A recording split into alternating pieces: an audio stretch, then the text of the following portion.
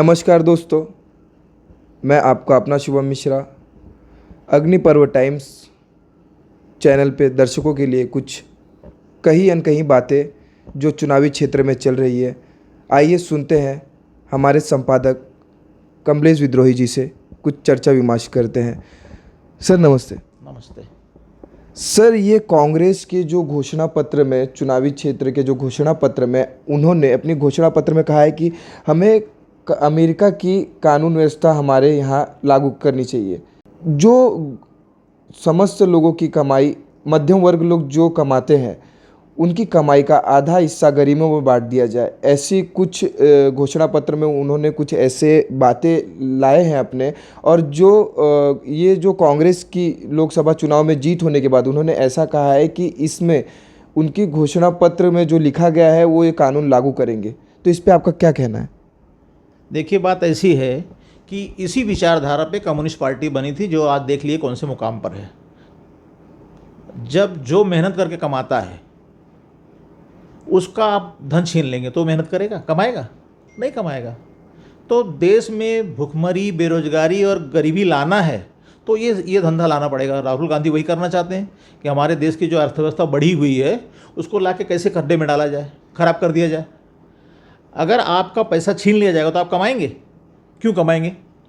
जब आपके धन का सुविधा आपको नहीं मिलेगा तो आप नहीं कमाएंगे। ये कोई सिद्धांत नहीं हुआ। जो मेहनत करता है, जो कमाता है, उस पैसे पर उसका हक है। और जो सरकार ने नियम बनाए हैं उस हिसाब से वो टैक्स दे रहा है। किसी के घर के संपत्ति का आकलन करके आप क्यों बांटेंगे? आप कौन होते हैं बांटने वाले? राहुल गांधी को मूर्खता सवार है। अब की बार उनकी सरकार में, उनका जो आने वाला है चुनाव में, मुश्किल से 30-35 सीट आएगी। कांग्रेस अपने ख़त्म होने के कगार पर है, इसलिए वो उलट सुलट बातें कर रही है।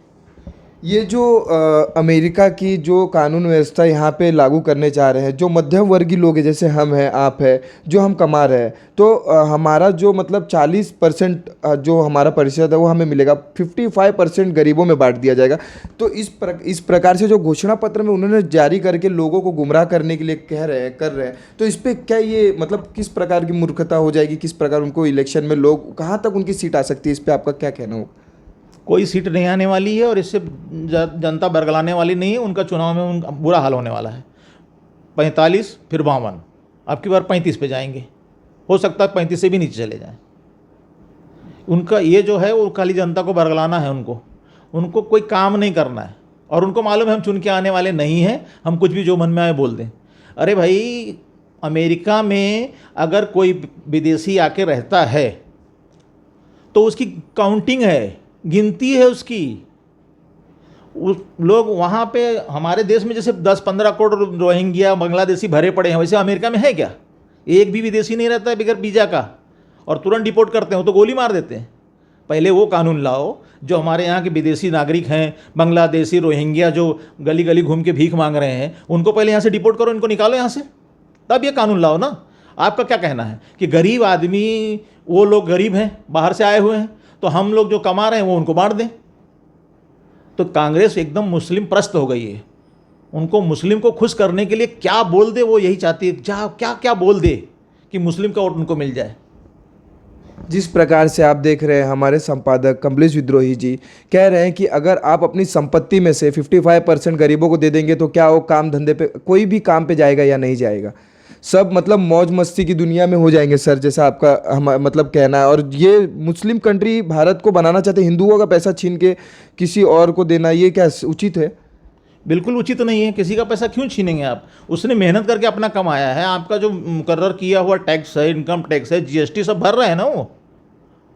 उसके बाद वो अपना बचत कर रहा है अपने बाल बच्चों के लिए, अपनी परिस्थिति को अच्छा करने के लिए। तो आप उसका पैसा क्यों छीन लेंगे? उसके घर का सामान क्यों चेक करेंगे कि उसके घर में कितना मंगलसूत्र है, कितना अंगूठी है, कितना चैन है? क्यों करेंगे भाई?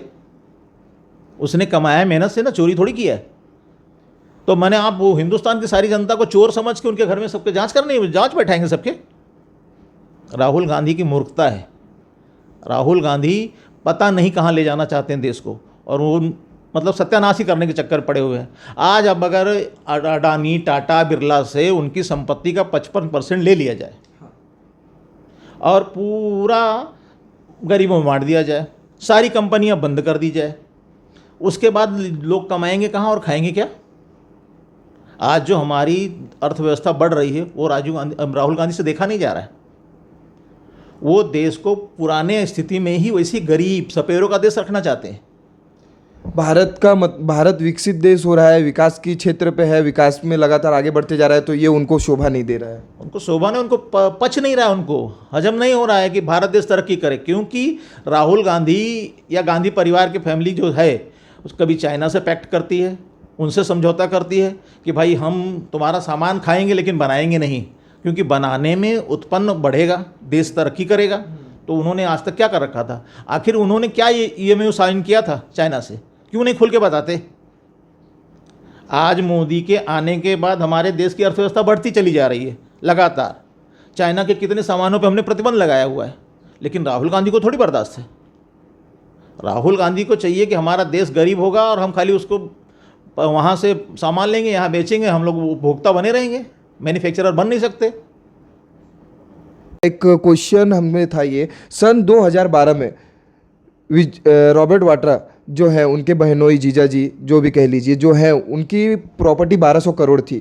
वो 2014 तक आते आते 17,250 करोड़ और उससे ऊपर हो गई, आज के डेट में और ऊपर हो गई होगी। तो इस पे आप क्या कहना चाहेंगे? क्या वो अपनी प्रॉपर्टी गरीबों में बांटेंगे?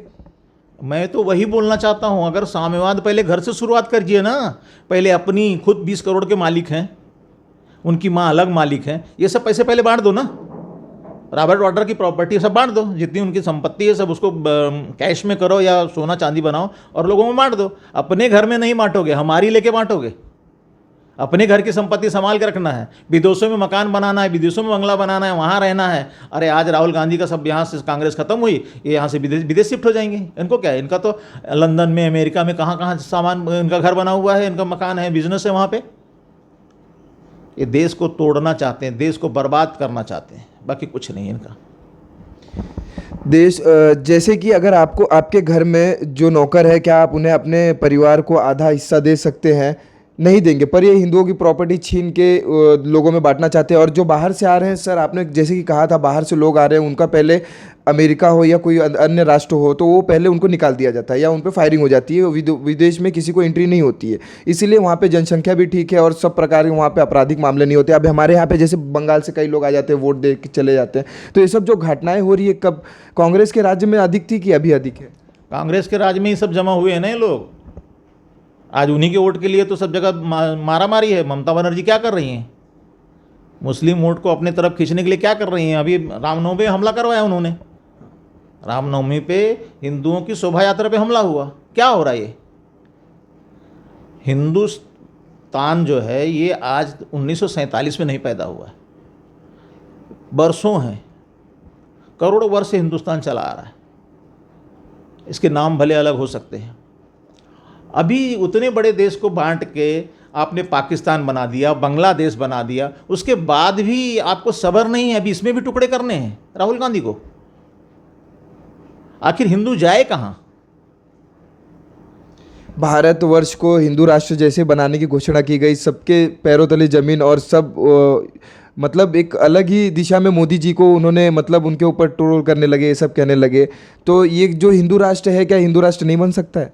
बनना ही चाहिए था। बंटवारा हिंदू मुस्लिम के आधार पे हुआ था। पाकिस्तान मुस्लिम बन गया और हमारे ऊपर निरपेक्षता का बना दिए हमको, संविधान में डाल दिया जबरदस्ती नेहरू जी। हमारे साथ तो नेहरू गांधी ने बड़ा धोखा किया है ना। जब पाकिस्तान मुस्लिम राष्ट्र बन गया तो हिंदुस्तान ऑटोमेटिक हिंदू राष्ट्र होना चाहिए था, लेकिन धोखा हुआ। जब मुस्लिम और हिंदू के आधार पे देश का बंटवारा हुआ, पाकिस्तान में सब मुस्लिमों को जाना चाहिए था, यहाँ क्यों रोक लिया उनको? नहीं हम ज़बरदस्ती यहाँ रहेंगे। क्यों रहोगे भाई?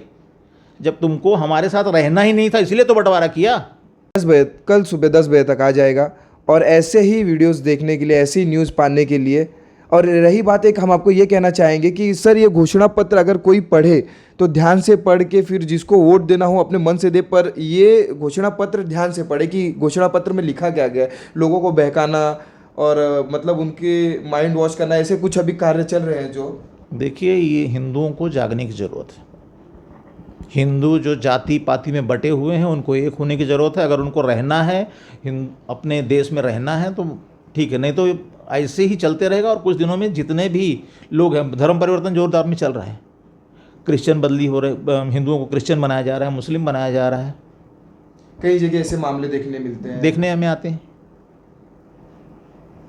जैसे कि सर ने कहा है, आप अपने विचार से ही विमर्श करके और अपने विचारधारा को अच्छे से पढ़ के और सब घोषणा पत्र पढ़ के आप वोट दीजिए। और मैं आपका अपना शुभम अग्निपर्व टाइम से डेली अपडेट लाता रहूँगा। और चैनल को सब्सक्राइब कीजिए और वीडियो को लाइक करना ना भूलें। जय हिंद, जय संविधान।